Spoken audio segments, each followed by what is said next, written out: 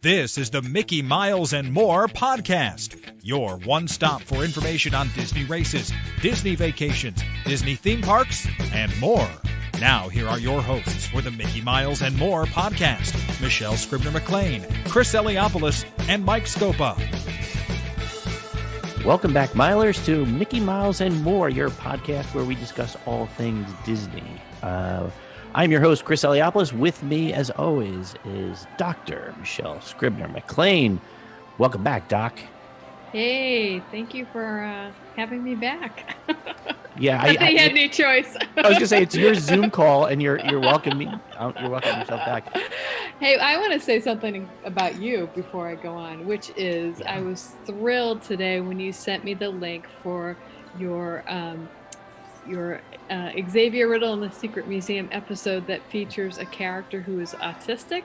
And I'm going to say one of the reasons that I'm really excited is because I train elementary teachers who are also special educators. And I think, wow, what a great tool, a teaching tool for them to use. So I told you I'm going to be requiring that they watch that episode as part of their homework. And I will say, as we record this, it'll probably be on, I think it's on next week. So if you're listening this week, it'll probably be on Monday or Tuesday, something like that. But it's Temple Grandin, who's also a scientist, which you love. She's autistic, and so we really wanted to make sure when we were doing this episode, at the time we didn't realize that PBS was going to turn this into a month-long showcase. But we, on the show we try to do things the best we can, and so if our historical figure is a person of color, we make sure that we find a person of color to play that part. And in this case, we actually sought out a bunch of, they were actors, they became actors, but they weren't really actors, but who are on the spectrum or autistic, and we hired a young lady who's autistic. And, look, to be honest with you, it took a long time to get the performance out of her, But I think it sounded great. I heard a little clip, and I'm surprised because it sounded really, really good. Yeah, no, we did a number of takes, and we pieced things together. But I'm so proud of this crew because we really do put in that extra effort to include everybody, and I think it pays off in the product. And I hope everybody does take a chance to watch the episode because it taught me a lot about autism too and how to deal with people. And it's not just about understanding autism, it's also accepting people with autism, which we tend to not do. We tend to shy away. So it's Autism Awareness Month. Yeah. It's great. It's great. So, congratulations. Awesome. Thanks. So and also with us today is the ever handsome, ever debonair Mr. Michael Scopa. And the ever fully vaccinated Mike Scopa, too. Woo-hoo! Yes. Round of applause. Yay! First one of our crew. How's it feel? Was there like a sigh of relief? I've heard some people cried. Was there a moment where you were just like, I'm done, I'm good? Yeah, it took a little bit longer than the first time. There seemed to be more people getting vaccinated that day, but everything went well. I will say that to those who are ready and getting ready for their second vaccine, be prepared for anything. I wasn't sick. I didn't feel nauseous. I didn't have any, flu symptoms with the exception. He grew a purple horn on his head. I was very. Is Bill Gates communicating through your arm now? I actually got the. Actually, he was very tired. Very tired. Yeah, very tired. But hey, other than that, it lasted. I'd say it's about a 36-hour thing, at least with me and with a lot of people who I've talked with. Everybody's different, so what happened to me may not happen to Mary Jane or Billy Bob or whatever. Again, remind me which one you had. I received the Pfizer. Vaccine. Okay. Yep. Yeah, I again, this is maybe apocryphal, but I have heard that the Moderna effects are a little bit more severe than the Pfizer ones. But that's me. Team Moderna. I'm Moderna as well. My son Justin got his first shot at the end of December and his second in January because he's EMT. And his second one, he felt a little bit achy, a little bit I think he might have had a slight fever, but he just was tired for the first, I don't know, 12 to 18 hours, and then he was fine after that. So I think it's well worth it, and I'm so glad to hear that you're fully vaccinated, Michael. So you're on your way. Maybe I can segue that right into a conversation, Mike. So I saw recently in the last day or so that Disney announced that it's going to cover the cast members' time to get vaccinated. Is that correct? Yeah, so what I've seen is an indication that Disney really is encouraging their cast members to, accept the vaccine and to get fully vaccinated, because obviously it's for the better. And in order to encourage them to do so, they are saying to cast members, I've heard that, and this has been reported, that they will pay the cast members up to 4 hours on their rate to get the vaccine, and that involves going there, waiting in line, and all that stuff. So I think that's a really positive sign from the Disney company that they are encouraging their cast members, because I would guess that a lot of people are saying, I don't want to take time off from work. Sure. And you need can't to afford the hours. Gotta make right. movement, right? So it was up to 4 hours. It sounds like they're going to pay them. So I think that's nice to hear. Yeah, but there's no mandate that they have to be vaccinated to work at Disney. They're just encouraging their cast members, right? Right. I have not. That could come. Who knows? But I have not heard anything along the line that the company is saying to its workers, employees, you must be vaccinated. But look, it makes sense for them too. It's a smart economic decision, because if somebody comes in and is COVID positive, that will really, it could shut down a whole department, or they could be spreading it to guests. So I think it's a smart economic decision. Yeah, I would think. I would, it's wonder. It's like they're already basically giving them 4 hours pay. I wonder if they're going to give anybody like a bonus for making sure they're vaccinated, just to, because there are a lot of people who just, for some unknown reason, feel like it's not a good thing to have a vaccine. I don't understand it, but that's me.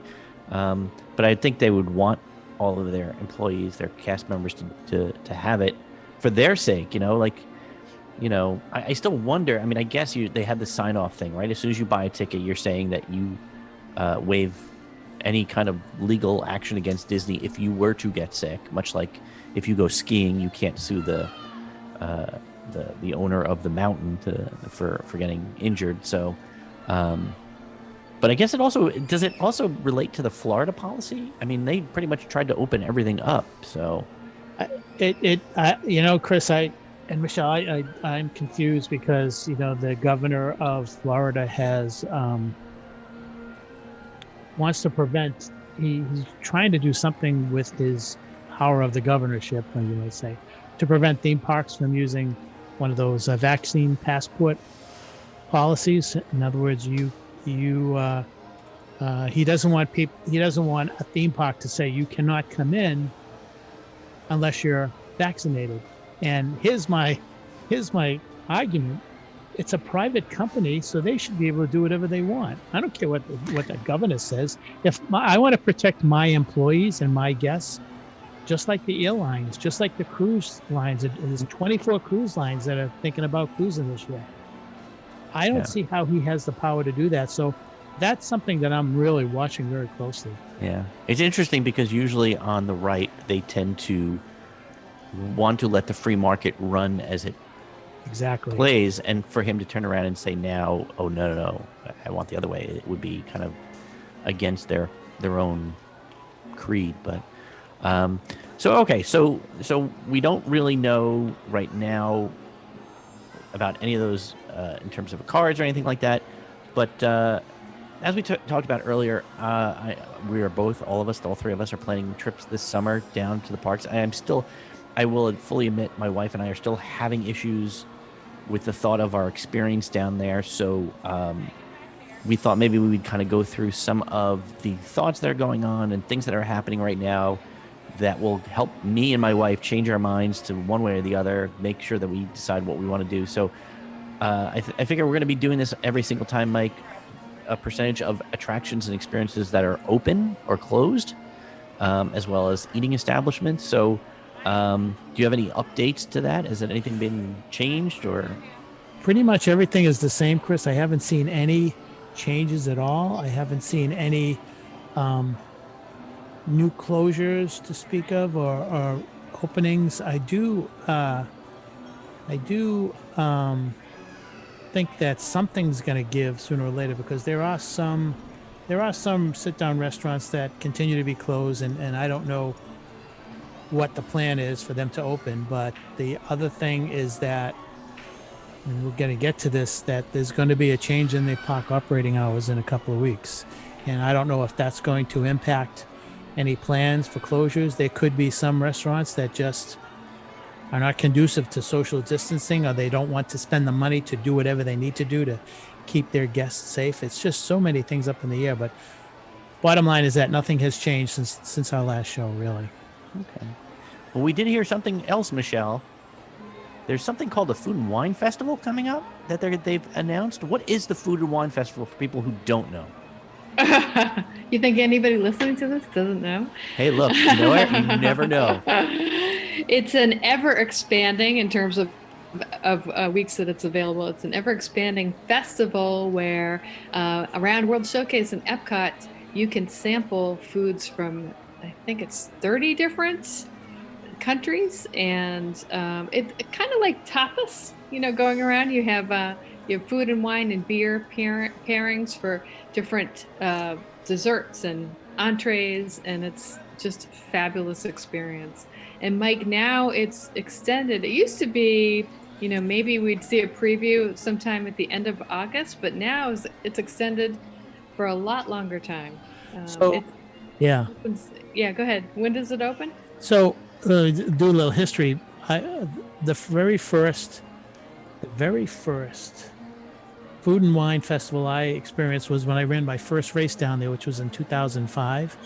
And back then, the Food and Wine Festival started on September 30th, and it ended on November 13th. It was only 44 days.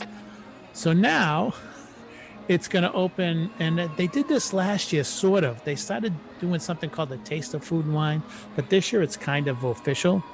July 15th through November 20th, which is a total of 128 days. So in the last 16 years, they have increased the Food and Wine Festival from 44 days to 128 days.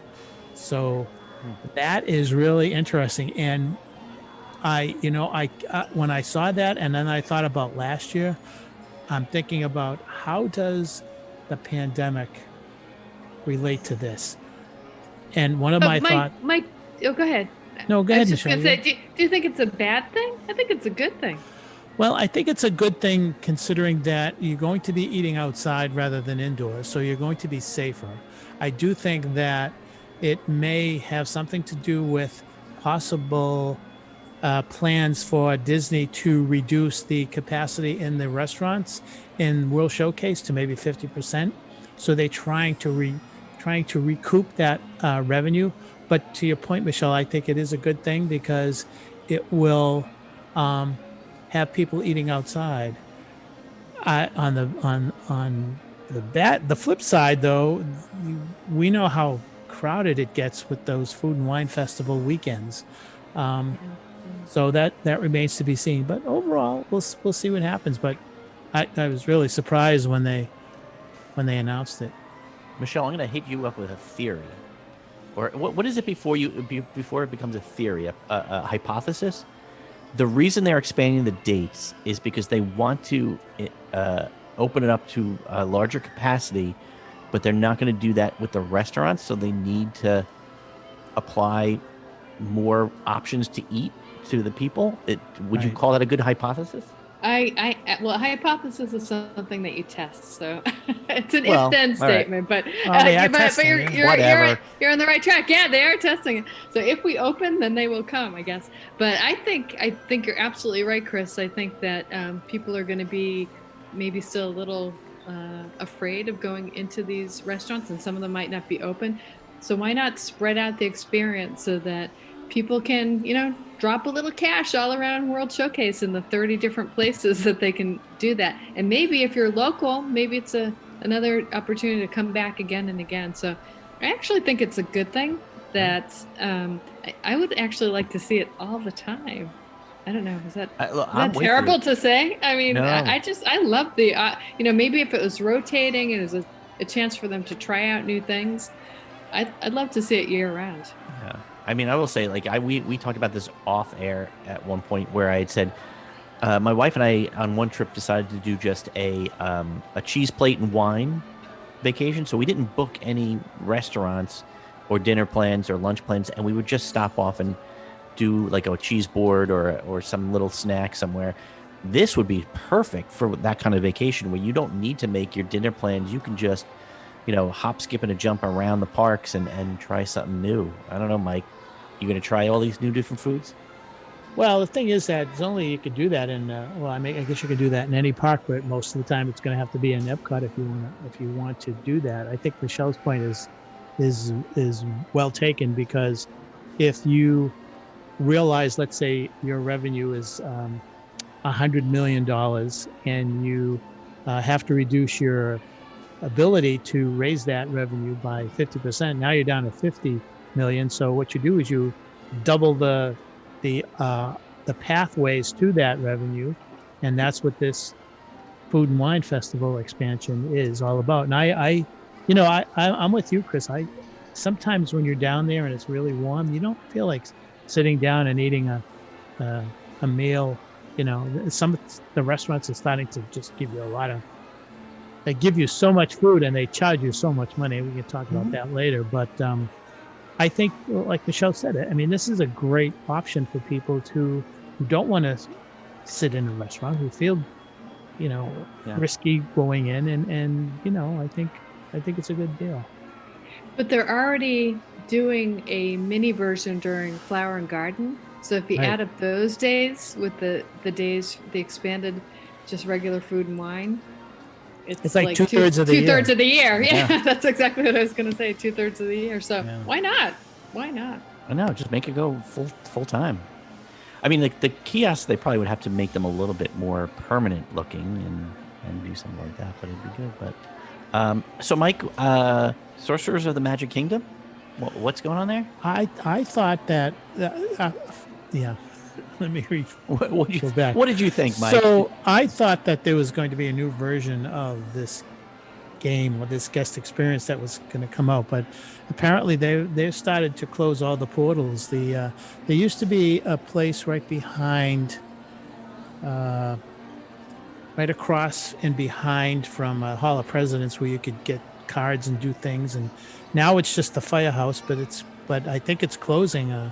And I read today that it's actually closing for good. So there's no more Sorcerers of the Magic Kingdom unless there's something new coming down the road. But as far as I know, that's another Disney guest experience that is gone. So maybe we do add to last week's, 59% of the total. Well, actually, it's 81% of the total guest experiences in the Magic Kingdom has gone up a little bit. So that's gone. And that's too bad, because I saw a lot of people enjoying that. And let's face it, that contributed to the shortening of some of the lines of the attractions, because if you're not in line, if you're doing Sorcerers of the Magic Kingdom, you're not going to be in line.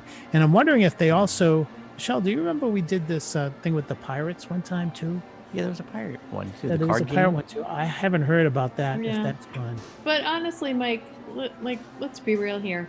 You did it like once or twice, and then you didn't do it again. So I don't know. I mean, I know there's some devoted people who have binders with the cards and things like that. Chris, did you do it a lot? I mean, it was fun to do it once. I would look over people's shoulders and say, "Oh, that's a cool effect," but it wasn't something that pulled me out of a line or it was sort of. It reminded me of the oh God, what was the game they had in Epcot? It was like Kim Possible. Kim Possible, and you could go do things Yeah. and things would light up or whatever. Communicator. Yeah, and so we I think we did the game once, and yeah, it did get creepy. Like we went up to one. I think we were out in Adventureland or maybe even in Frontierland, and this guy had a binder out, and he was just like, "What do you got? What do you like?"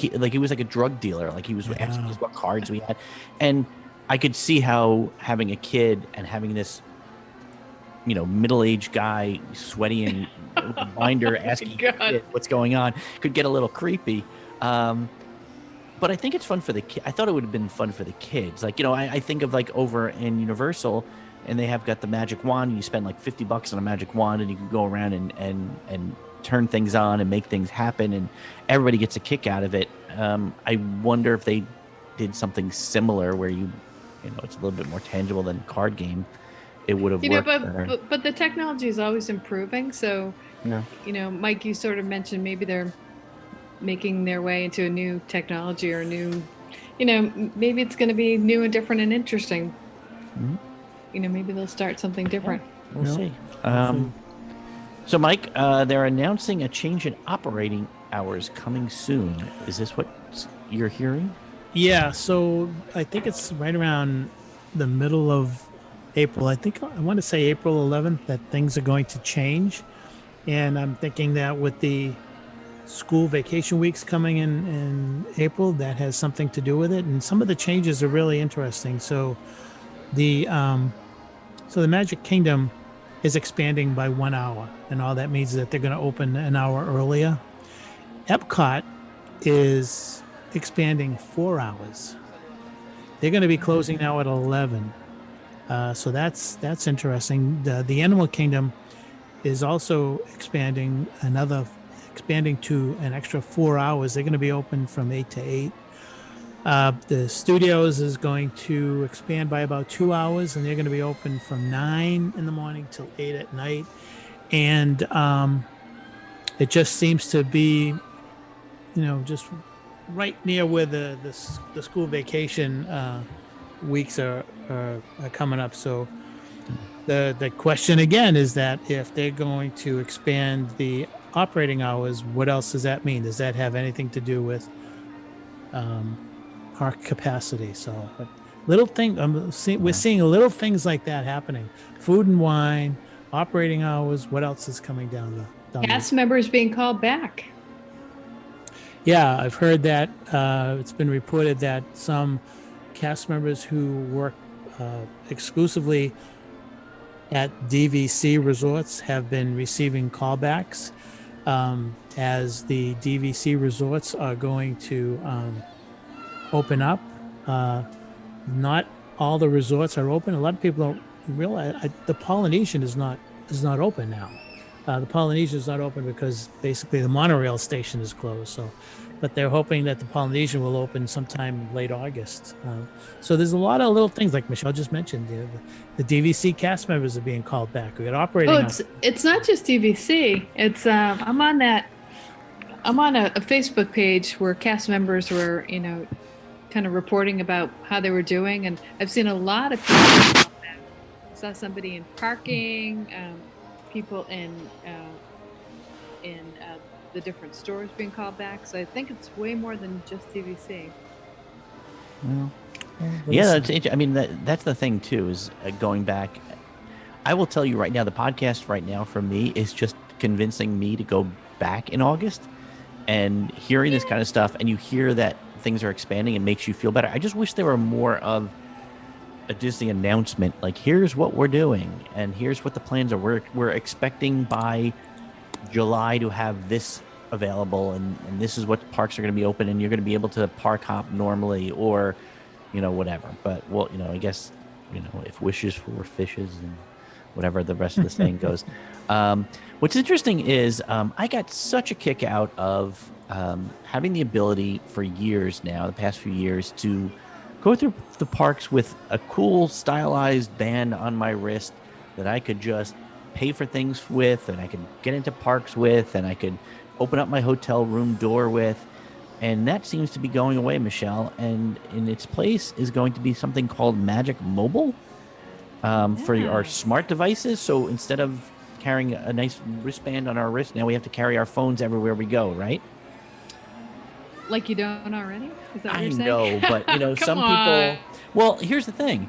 My wife tends to, when we go to the parks, not want to have her phone with her. Yes, so I've actually never been a huge Magic Band fan, and today I found out that you could actually download your Magic Mobile Plus, and so I did it. I just did it just before we started to do this, and it was super easy. So all you do is you log on to your My Disney Experience.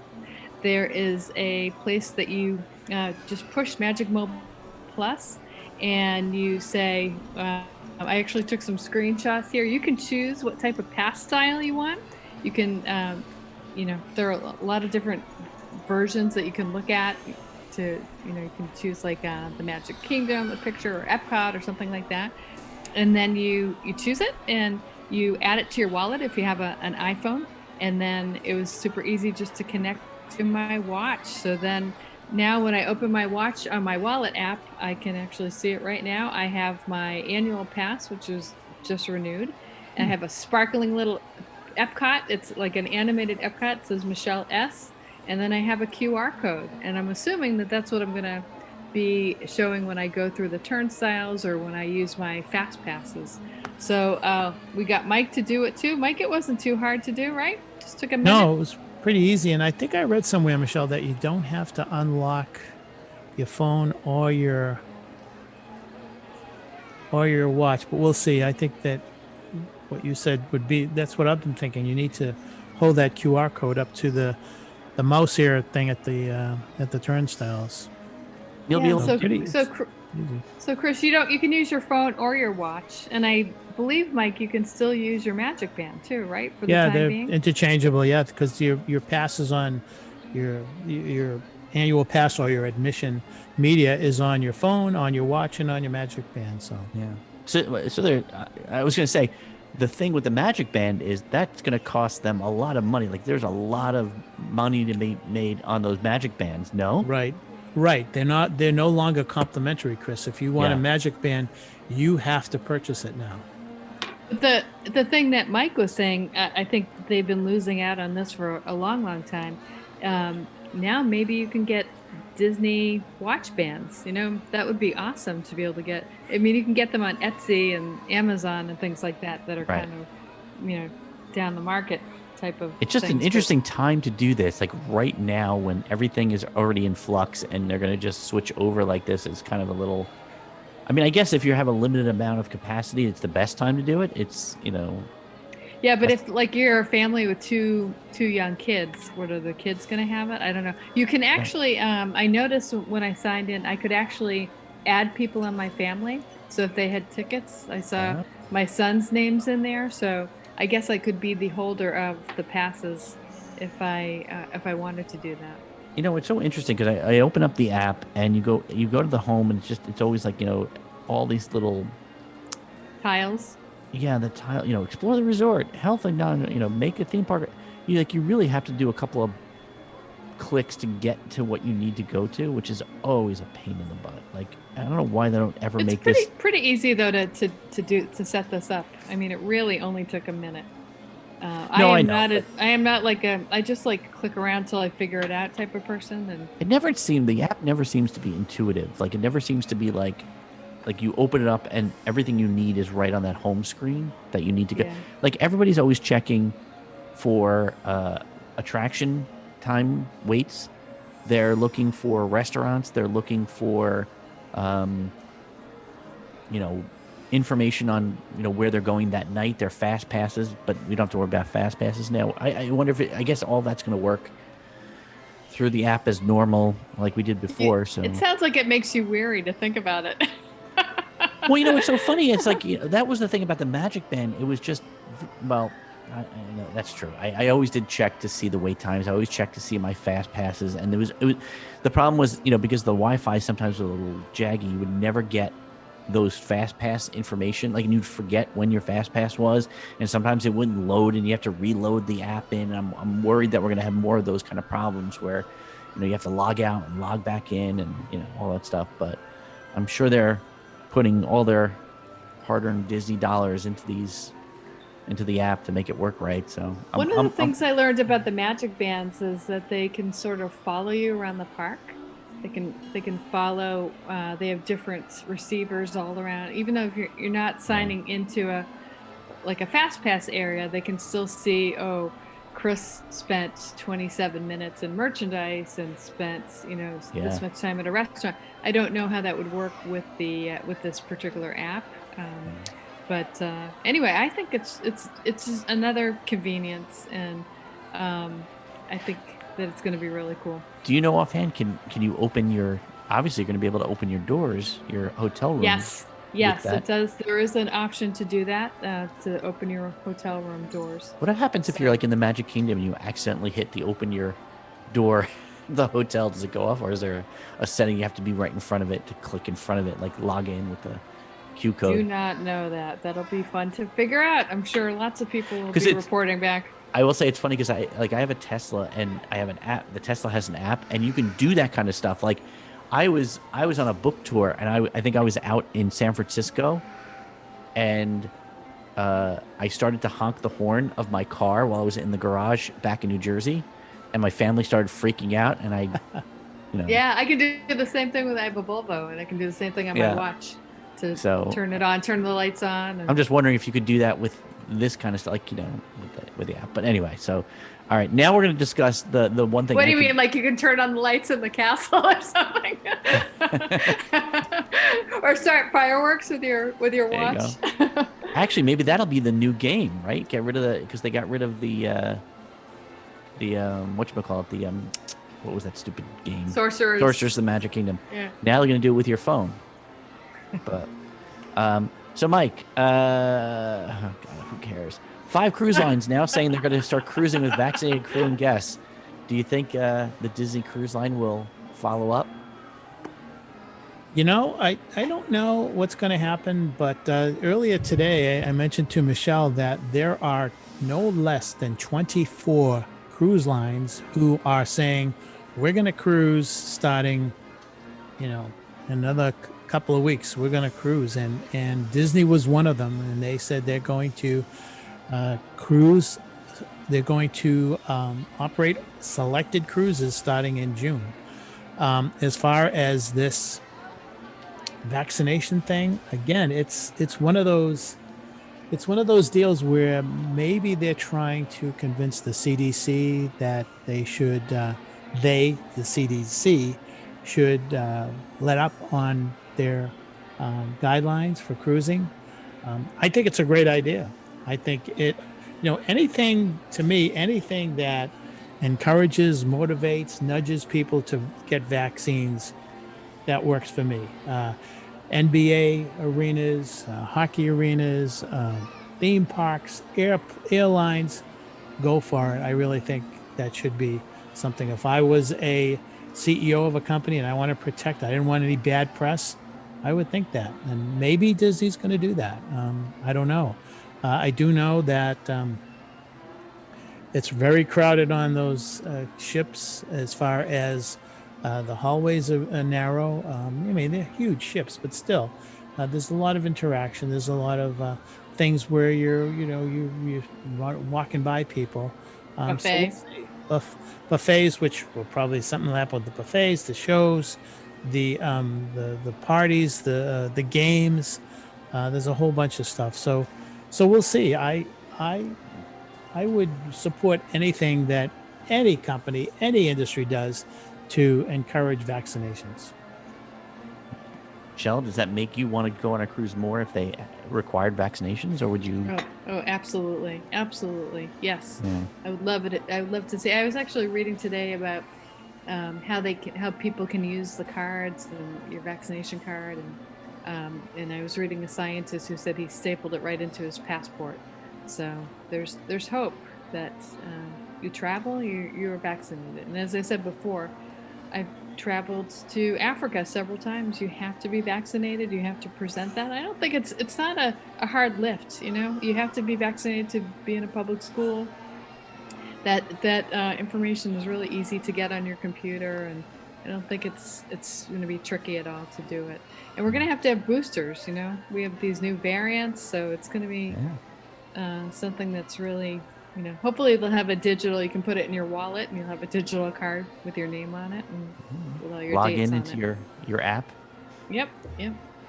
Mike?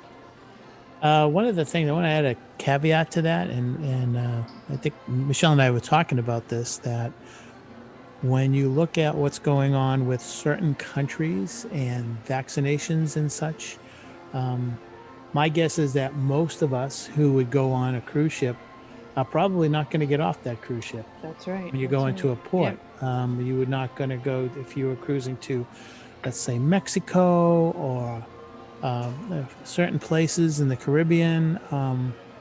Probably not going to get off that ship, because my thought is that if you're a cruise line that really wants to make sure that you're not going to have to shut down, then you're going to create a bubble around each ship. You're going to create a virtual bubble that protects your passengers. Now, they will have to stop at ports to refuel and do a lot of things like that, but I don't see a lot of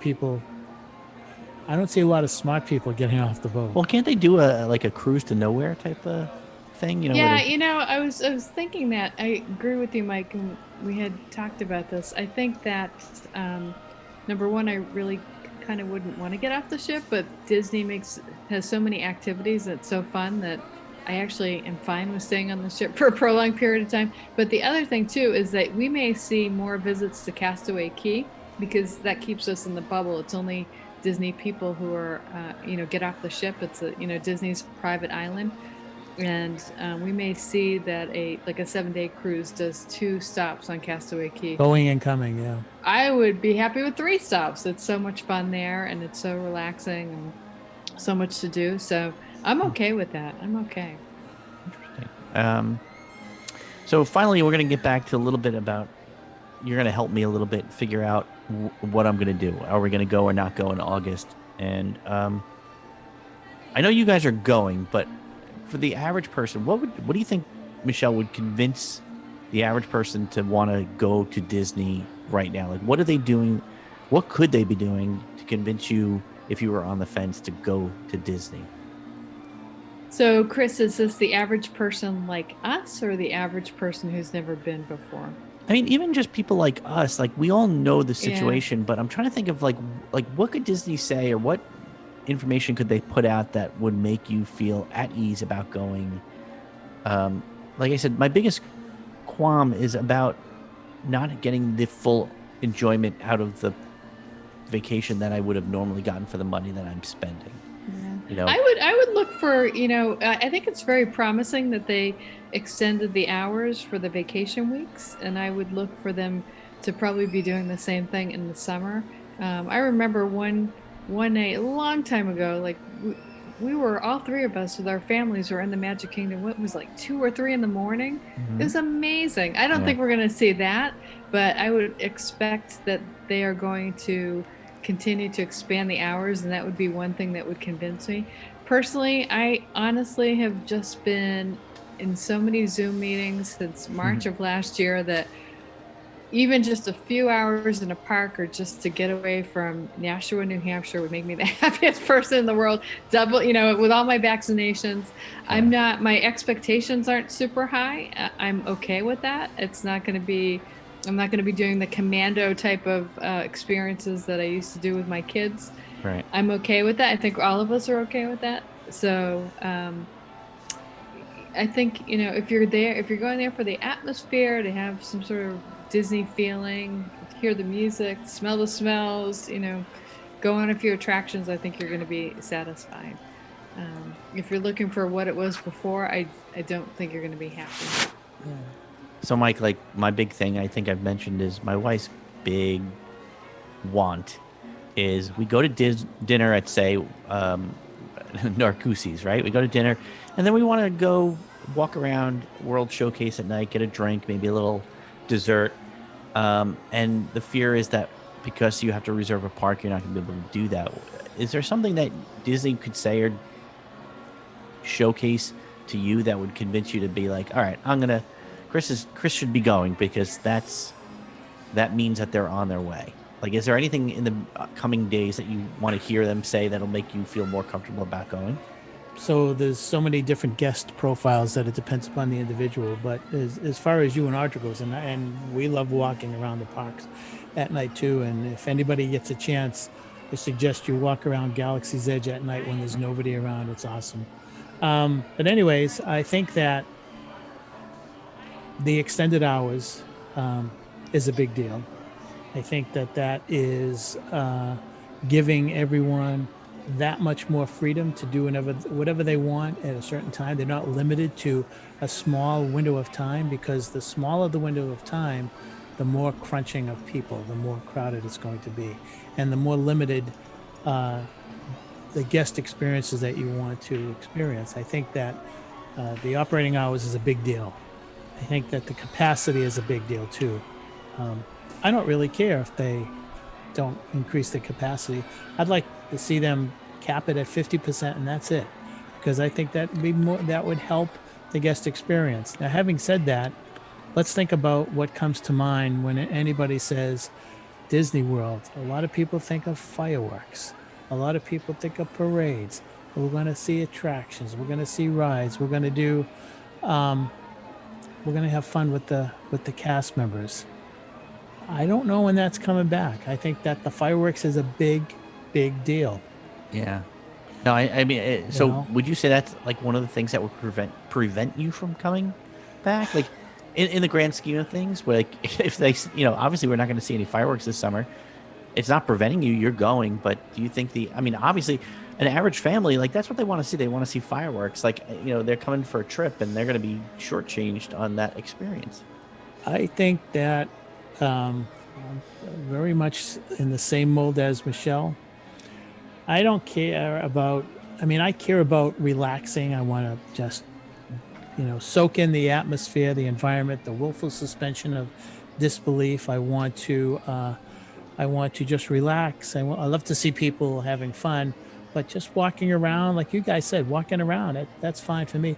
I enjoy hanging around the resorts if it's a nice resort. I just think that fireworks carrot, so to speak, is just something that would, motivate me to go down. But like Michelle said, after a year of being cooped up, and now we have vaccinations, so we're not going to be too worried about. Still going to be a little concerned, but just walking around and just being there is nice. I think that the fireworks and the parades and the character experiences, I think that's a real significant and important aspect of it. And I think that those three components will keep people from going back. But I think those of us who've been down there, let's say, quite frequently, we just want to get down and, we want to get down and experience the atmosphere again. And maybe there's a restaurant that we're waiting to go back to. So we'll see.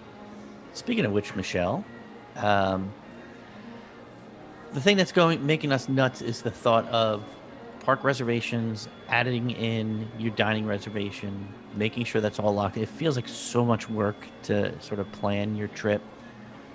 Is that something that would hold you back from, besides the pandemic, would this hold you back from wanting to go there?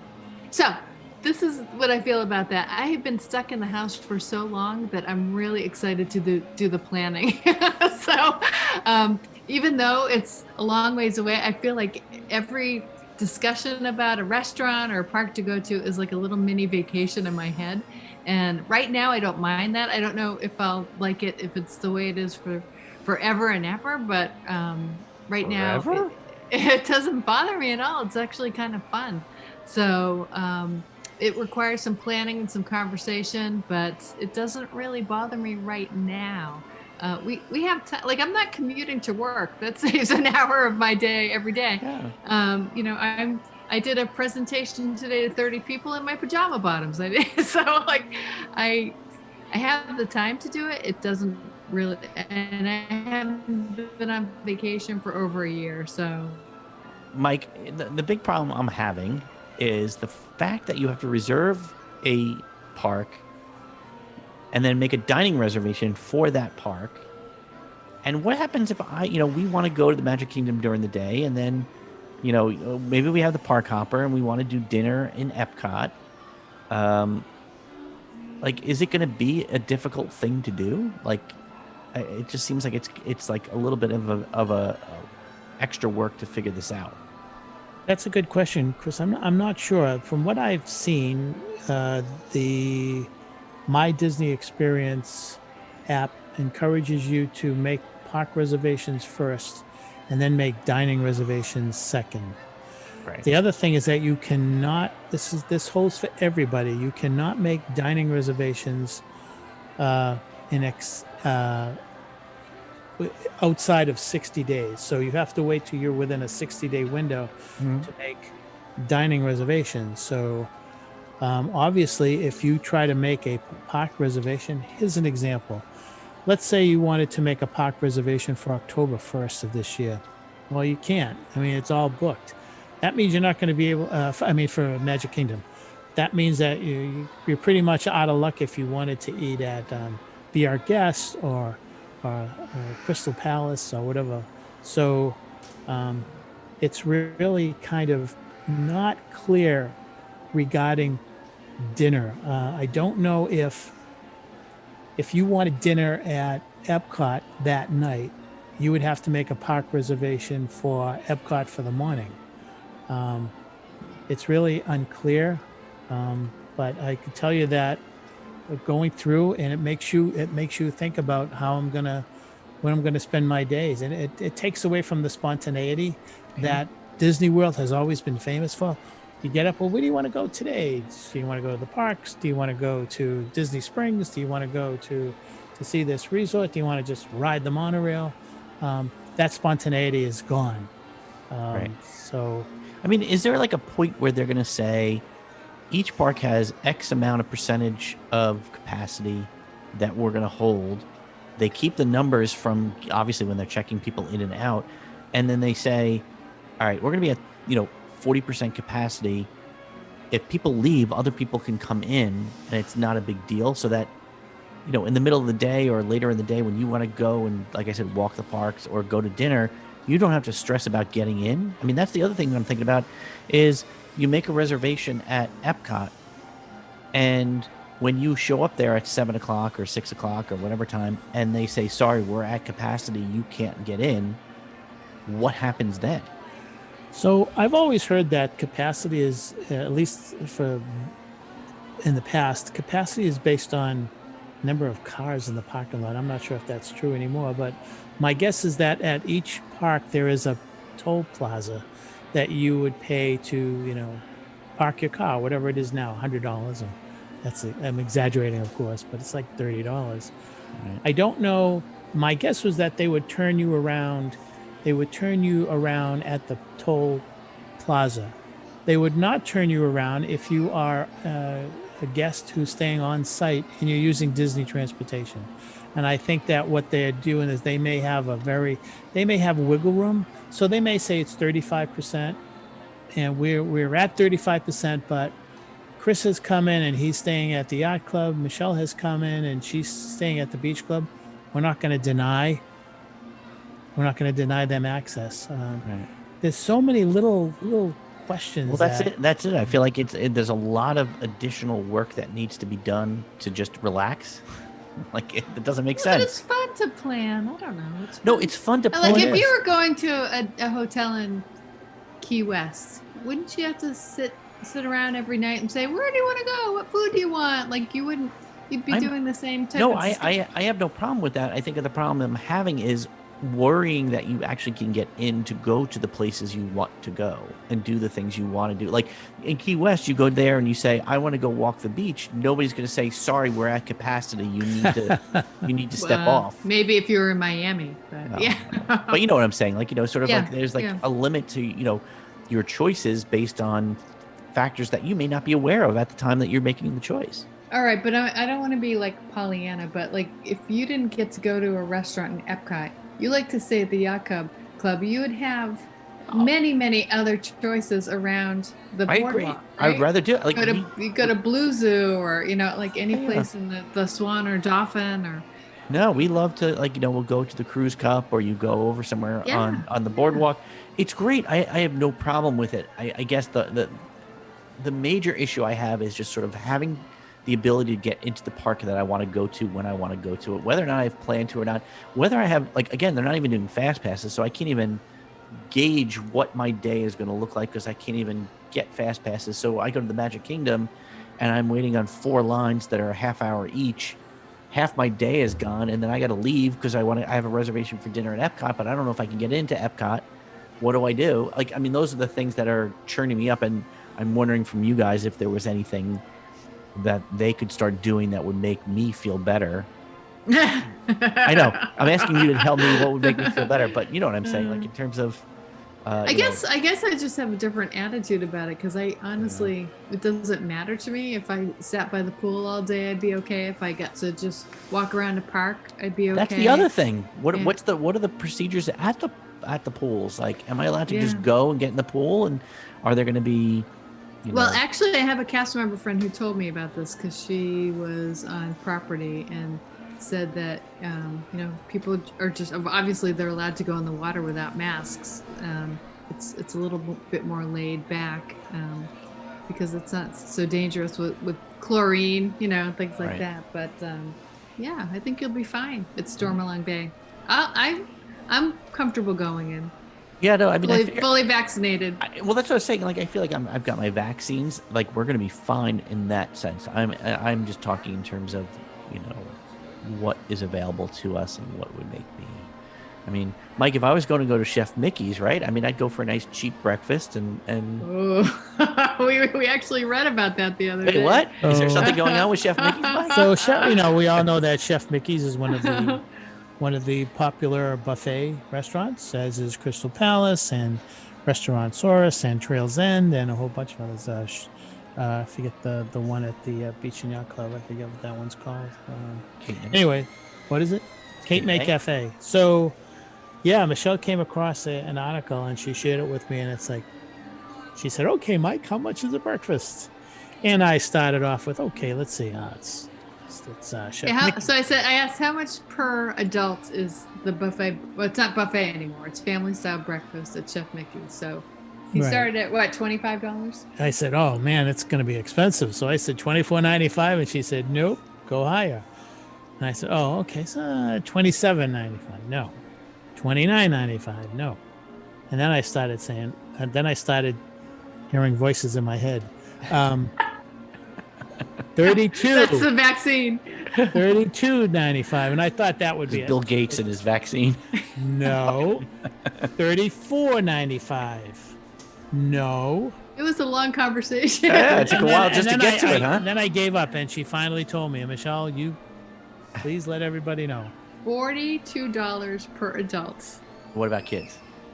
Kids, I think, It's 28, right? Probably 28. 30. Yeah, 27, 28. Yeah. Yeah. And they bring you a pile of food, and they put it on you. I mean, the selection looks fantastic. And they do have the characters coming around. You're socially distant, and you can take pictures, I guess, 6 feet away. But, I immediately thought of my friend Amanda with her 4 kids and how much money that would cost. They're all teenagers, and oh my gosh, that's a lot of money for breakfast. For how many eggs and toast do you eat for breakfast? I'd like to walk in there with an NFL team, a lineman, 4 guys that are about 300 pounds, and say, "All right, boys, Yeah, there was a comedian who used to do a joke about he was a larger man, and he would John Panette. John Panette. I went to college with him. The running joke is like, "No, you're killing." So yeah. John Panette. But it's crazy. Like, I was even noticing I have to renew my annual passes, and those went up like, boy, I want to say like $300-400 from the previous year. Like, they've really escalated the costs of things, and I know they're trying to make up for park capacity, the down year. They're trying to make their money back, but that's a little insane. I think $42 a person for. And God knows, like, you cannot eat $42 worth of food. I don't care who you are. Scrambled eggs and pancakes, you're not going to eat $42 worth. No, At not least- for breakfast, but maybe $42 worth of lobster. Maybe no. Maybe. I don't know. But yeah, so it's a little crazy. So we're still on the fence, and we're still trying to figure out what I we said the want to do. same thing. I said the same thing. Yeah. So, but we're gonna keep at this, and you're gonna eventually convince me. And I hope in the coming weeks, we're gonna get some more news from Disney telling us that what they're doing. I think that's what we're waiting for, is sort of more of a On the 50th. game plan. Yeah, like tell us where we are. What's going to be happening. I'm glad that the door's still open, Chris. Yeah, there. It's so funny. I think we had a conversation. I was just gonna say, I'm glad the door's still open, that you're considering it. Yeah, we were having this conversation, the three of us, I think, and I was talking to my wife about what is available, what's not available, and she kind of was like, "I think I'm done," and I was like, "All right." And so I actually, of all things, so obviously Becky is my travel agent, and I went to her and I said, "I think we're thinking about canceling." She actually talked me out of it and said, "You have time to wait," because I had said, "Well, I got to book the park reservations, and then I got to make food." And she said, "You don't have to do it yet." She said, "Obviously, with spring break, things were selling out. You needed to, but she's like, where you are going to be, you don't need to worry about it yet." So, I'm trusting my travel agent to say, "I don't need to book those park reservations yet. I don't need to worry about it. I can't even do my dining reservations yet. So let's let it ride for a little bit and see where they go." Like I said, I want Disney to say, here's where we're going to be in August, so that we have a better idea of what we're getting for our dollar, and making sure that we're right where we want to be and enjoying ourselves. So. Yeah, I think you got about 2 months to let the next 2 months go by, Chris, and then probably at the end of May, maybe the first week in June, you'll have a really better idea as to what's going on down there, and you can make up your mind. And when you hit the 1st of June, I think you're going to be within the 60 days of when you want to go to make those, if you do want to make. Chris, what would it take for you? I mean, do you know what it would take for you to change your mind? It's not just my mind, but there are a bunch of different different factors. Like, I want to be able to park hop. I want to be able to go to a park and then do dinner somewhere else, and then maybe even do a walkthrough at a different park at night. I want to be able to go by the pool and hang out and not be like turned away because there's too many people sitting by the pool. I want to be sure that, I love the idea of the food and wine, because it's going to be wonderful for us to, walk around. My sons are now adults, so they can have adult beverages, which is great.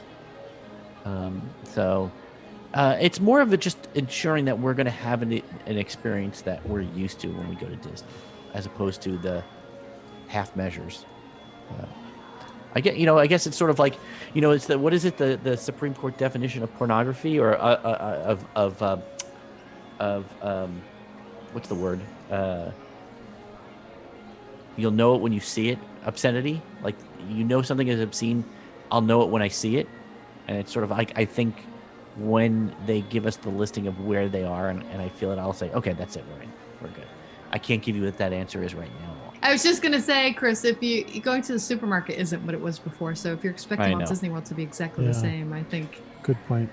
I wasn't saying exactly the same. I was just saying, in the short term. There's just certain things that we want, and that's, if we don't have those, then is it worth the trip? But we'll have to keep revisiting this question as the weeks go on, and as Mike gives us more updates and we hear more things. So I think we'll leave it there, and I'll thank you for giving me more information to help me with my decision. You guys are always a big help, and I'll have to go check out that new MagicMobile app and make sure it works properly. I have to actually renew my annual pass to get there, but so thank you. So on behalf of Dr. Michelle Scribner-McLean and Michael Scopa, I'm Chris Eliopoulos. We'll see you on the road, in the parks, and welcome home, everybody.